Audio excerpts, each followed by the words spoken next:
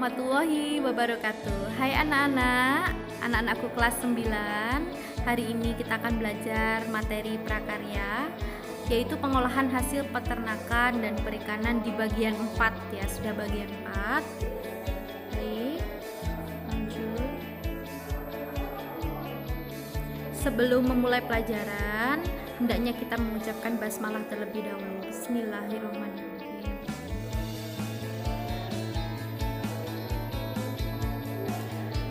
Ini adalah yang kita sudah pelajari.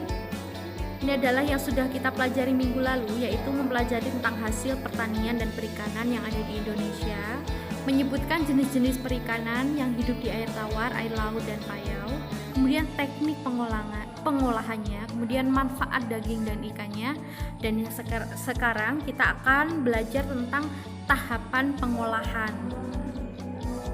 Baik anakku, saya lanjut ya. Dalam tahapan pengolahan, mengolah bahan pangan bergantung pada tujuan, metode, kebutuhan, dan kegunaan yang kita inginkan. Dalam mengolah bahan pangan, kita perlu membiasakan dengan merencanakan, merancang proses pembuatannya agar hasil olahan pangan bermanfaat, sehingga dapat dipertanggungjawabkan baik secara ekonomi maupun kebutuhan. Hal yang lain yang harus diperhatikan adalah proses pengolahan dalam membuat suatu olahan pangan agar dapat menghasilkan produk olahan yang sesuai dengan kegunaan, nikmat, dan dalam cita rasa juga. Tepat juga dalam pengolahan, memiliki nilai estetis dan penyajian maupun kemasan, dan aman, tentunya aman bagi kesehatan kita ya. Itu adalah pengolahan. Jadi pengolahan itu mengolah bahan pangan ya. Dalam perencanaan, kita harus mengidentifikasi kebutuhan, menganalisis kebutuhan pengolahan pangan berdasarkan kondisi lingkungan, kelas, kelompok, atau keluarga saat ini, untuk ide atau gagasan perancangan produk pengolahan pangan. Kemudian ide gagasan, membuat rencana, merancang sesuatu, membuat pengolahan pangan sesuai dengan hasil identifikasi kebutuhannya ya. Kemudian pembuatannya, mempersiapkan, kemudian proses pembuatannya, kemudian pengemasan itu berupa wadah penyajian dan estetika wadahnya, kemudian wadah kemasannya bagaimana estetika dan kesehatannya, kemudian evaluasi. Itu yang akan kita pelajari ya, tapi kita baru perencanaan ini. Penduduk di Indonesia biasanya mengolah ikan dan daging menjadi beragam makanan pendamping lauk atau nasi. Semua bergantung pada tradisi dan kearifan lokal pangan setempat. Oleh karena itu, terdapat beragam olahan ikan dan daging menjadi makanan khas daerah setempat. Di Indonesia, olahan ikan dan daging khas setiap daerah tersebut memiliki cita rasa yang unik dan berbeda karena menggunakan bumbu dan rempah serta komposisi dan campuran yang berbeda pula. Jadi tergantung ya. Gado-gado di Jawa Timur tuh beda dengan gado-gado di Jawa Barat. Kalau di Jawa Barat kita sebutnya ketoprak yang mirip dengan makanan kita di Jawa Timur, gado-gado. Kemudian olahan sate pun juga beda.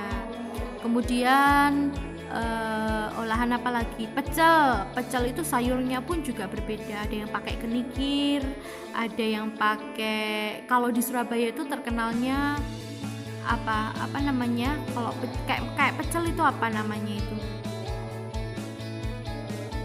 Lupa Bu Olive. Lah itu yang kayak pecel juga itu bumbunya, tapi ternyata bukan pecel namanya. Seperti itu, dan masih banyak lagi. Tergantung dengan daerah masing-masing. Bumbu berfungsi untuk menambah cita rasa dan dapat menghasilkan cita rasa yang berbeda dengan kombinasi dan komposisi tertentu pada olahan pangan. Selain itu, bumbu juga dapat berfungsi sebagai bahan pengawet pada masakan karena adanya beberapa kandungan zat pada rempah yang digunakan bersifat antiseptik, membunuh bakteri patogen. Ada beberapa.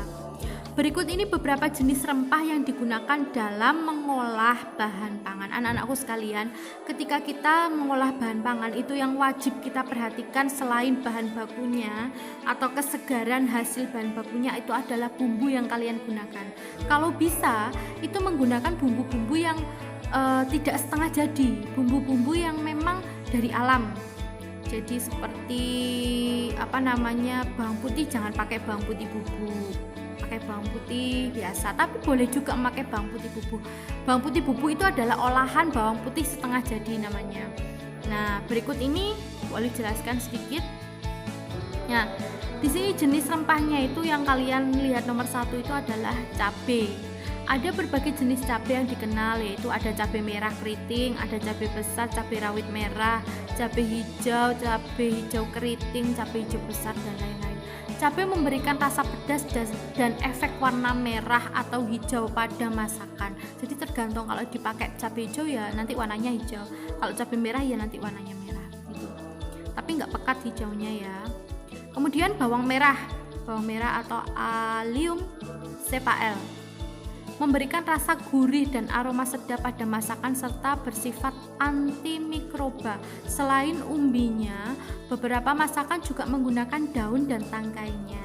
Jadi enggak umbinya aja, tapi daun dan tangkainya juga dipakai ya. Kalau bawang merah itu, daun bawang merah itu juga bisa dipakai memasak. Jadi berguna semua tumbuhan bawang ya. Kemudian bawang merah ini yang kalian kalau mengupas itu pedih di mata, nah itu bawang merah. Kalau bawang putih enggak. Nah, ini bawang putih di bawahnya yang nomor 3. Bawang putih atau Allium sativum selain memberikan rasa gurih dan aroma sedap pada masakan, bawang putih juga baik bagi kesehatan karena mengandung zat yang berfungsi menurunkan kolesterol dan juga memiliki kandungan antimikroba yang kuat seperti bawang merah. Jadi dia ada tambahannya, bukan antimikroba saja, tapi tambahannya bisa menurunkan kadar kolesterol dalam tubuh kita, seperti itu. Kemudian ada lagi yaitu jahe atau gingerbread officinale. Rasa rimpang ini pedas dan agak sedikit pahit. Jahe banyak digunakan sebagai bumbu dalam olahan ikan dan daging. Pada olahan ikan, jahe dapat mengurangi bau anyir. Nah, kalau kalian lagi masak ikan, bisa menggunakan jahe biar baunya wangi, nggak amis ya. Selain untuk bumbu, jahe juga nikmat dibuat minuman penghangat. Bagus sekali untuk kesehatan tubuh kita ya. Jahe itu bagus sekali. Kemudian lengkuas atau Alpina galanga. Umbi berserat, agak kasar, agak keras, berwarna putih kecoklatan atau kekuning-kuningan. Terdapat 2 jenis lengkuas, yaitu lengkuas merah dan lengkuas putih. Jenis yang umum digunakan sebagai bumbu adalah lengkuas putih, sementara yang berwarna merah atau bisa digunakan sebagai obat tradisional, tetapi dapat juga digunakan sebagai bumbu masakan. Rasanya sedikit pedas, getir, dan memiliki aroma yang khas. Itu lengkuas seperti kalian lihat di contoh foto yang kelima itu ya, itu contoh lengkuasnya seperti itu. Kemudian ada biji pala Myristica fragrans atau biji pala adalah biji dari buah pala yang berdaging kuning muda kehijau-hijauan. Buahnya dapat dibuat manisan atau sirup. Bijinya dibuat bumbu penyedap. Rasanya sedikit pedas dan getir serta berbau wangi. Nah, biasanya kalau kita masak rawon itu pakai biji pala. Lodeh juga bisa pakai biji pala. Jadi tergantung ini ya, tergantung moodnya memasak memakai biji pala apa. Kayu manis. Nah, kayu manis ini bagus banget untuk kesehatan kita, atau kita sebut sebagai cinnamon. Adalah kulit bagian dalam jenis pohon, baunya manis dan harum.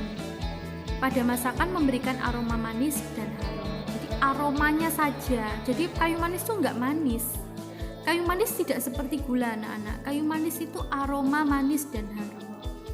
Jadi kita bisa bubuhi ke roti, bisa kalau kita mau bikin kue bisa pakai kayu manis, bisa juga kalau masakan-masakan pakai kayu manis biar harum. Kemudian kembang peka atau bunga lawang. Buah berwarna coklat ini memiliki bentuk seperti bintang. Rempah ini memiliki aroma yang khas dan kuat, mirip dengan adas manis.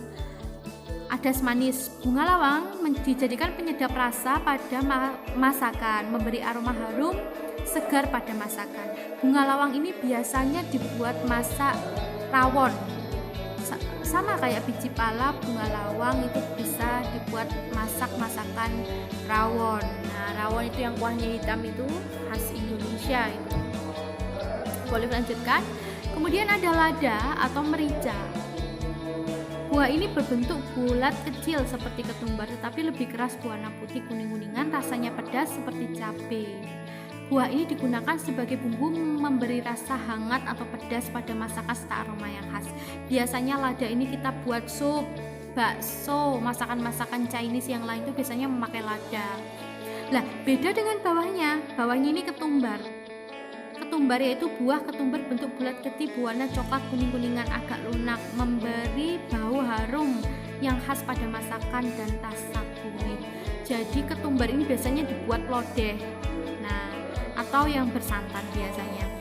Ketumbar ini kalian lihat sendiri ya, ketumbar itu lebih kecil daripada lada. Jadi jangan sampai salah. Biasanya kalau ketumbar itu kita buat masak, buat campuran kalau kita bikin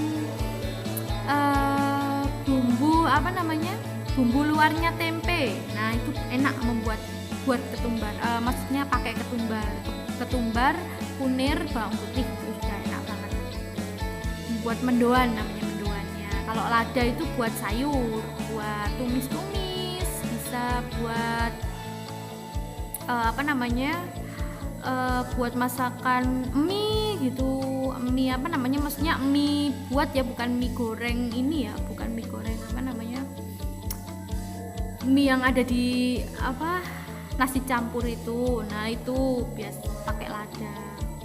Kemudian kapulaga. Kapulaga sejenis buah agak bulat, berwarna putih atau kekuningan, bergaris-garis rapat, bermahkota sisa perhiasan bunga. Nah, ini biasanya sisa dari bunga, ini bentuk bunganya itu ya, ada kayak mahkotanya itu.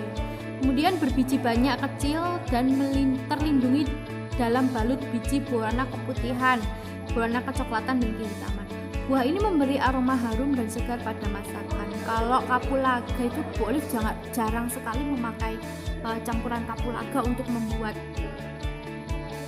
lodeh atau apa. Bu Olive jarang sekali ya. Kalau Bu Olive mau bikin jamu biasanya kapulaga. Baik anak-anakku, ada kesulitan dari yang Bu Olive tadi jelaskan. Bila ada kesulitan, nanti langsung aja tanya WA pribadi ke Bu Olive. Baik, kali ini silakan kalian rangkum sendiri. Bu Olive tidak memberikan tugas. Semoga kalian belajar. Jangan lupa tetap belajar, selalu belajar walaupun di rumah. Bu Olive hanya berpesan anak-anak, jadilah generasi yang terus belajar. Jangan sampai malas. Itu saja anak. Baik, saya tutup pembelajaran Bu Olive hari ini tentang prakarya. Terima kasih. Wassalamualaikum warahmatullahi wabarakatuh.